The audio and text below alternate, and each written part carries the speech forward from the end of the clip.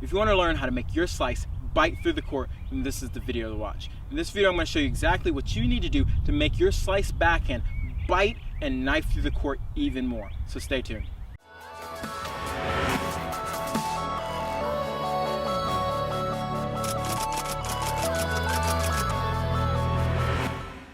So like I said, in this video I'm going to show you how to make your slice bite through the court. Now, why is this so important? Why am I telling you how to have a biting, nasty slice?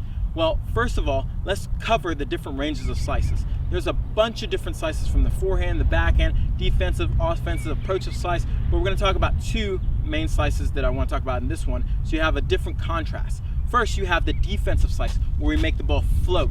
You use the slice usually when you're on the run and you want to buy some time. That's great, but the slice I'm talking about today is that biting, knifing slice. Where are we going to use this? This is a great way that if we're in a topspin backhand rally, whether you're two hands or one hand, just to mix it up. Make your opponent have to really dig the ball up.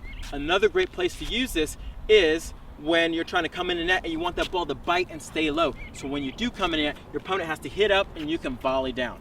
Now, for that special tactic and that special thing that everybody feels the pain of, is playing a pusher.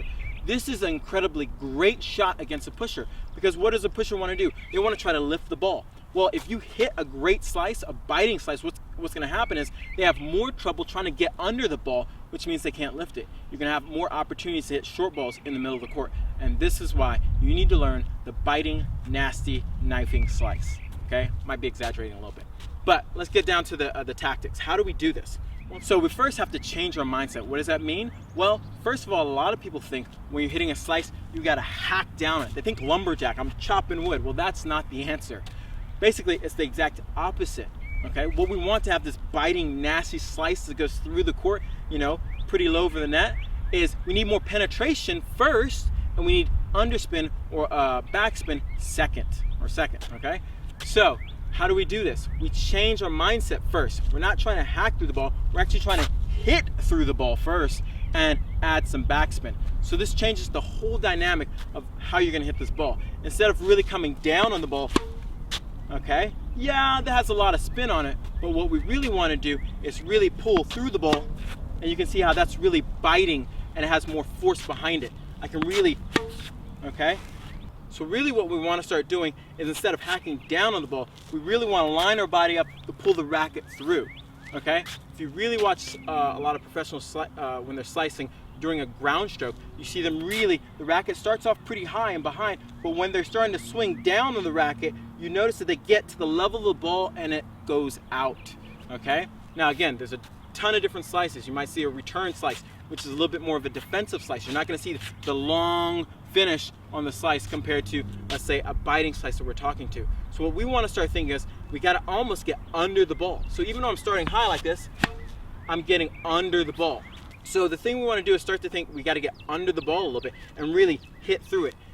I like to start off very simply when we talk about the slice, which is start here and just focus on almost like a volley, Peter Freeman, good friend of mine, did a great slice video talking about how it's an extended volley. He's totally right.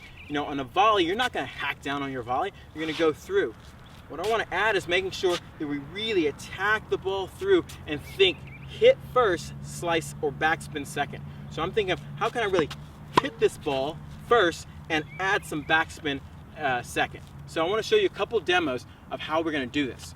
First of all, we're going to make sure we get that racket back. It's really important that we get the butt of the racket back. This gets in that leverage position where I can really start pulling the butt of the racket a little bit, which pulls the racket head a lot, okay? Now I have my racket up here, but when I start to swing, I'm going to swing through the ball and have a nice long finish. Now, as I have this long finish, I'm going to come slightly across the ball to impart that spin. I'm not hacking down. I'm coming across. Let me do it this way so you can maybe see it. I'm coming across, okay?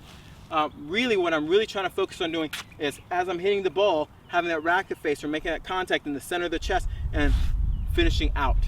Another really important thing is the opposite arm.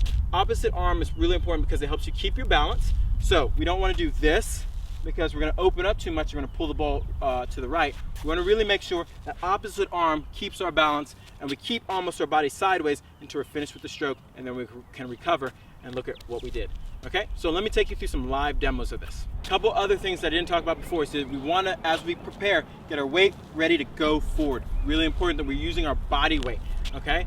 If you notice in every stroke, it's never usually just the swing or the arm. It's the entire body working together. And we don't have time to talk about the entire body working together, but no, we're gonna start with the legs, go up to the hips, shoulders, and then the arm is gonna lead through the ball. So, ball's coming.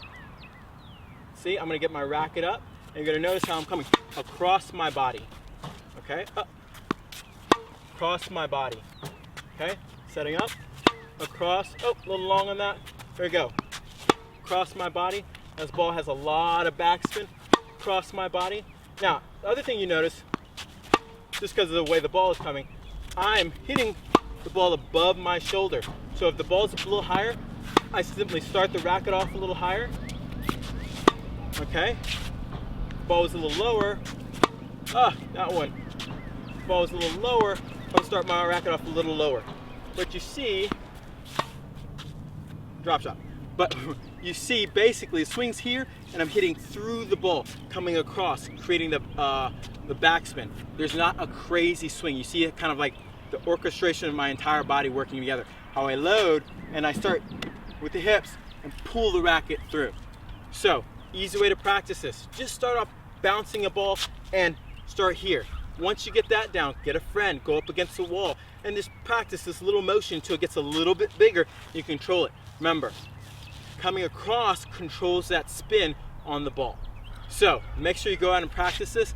This is gonna take some practice because you just don't get it overnight. But go out and practice this, okay? Make sure you also leave me a comment, tell me what you think, and if you have any questions, because I'd love to hear from you. This is Kevin Garlington from TotalTennisDomination.com.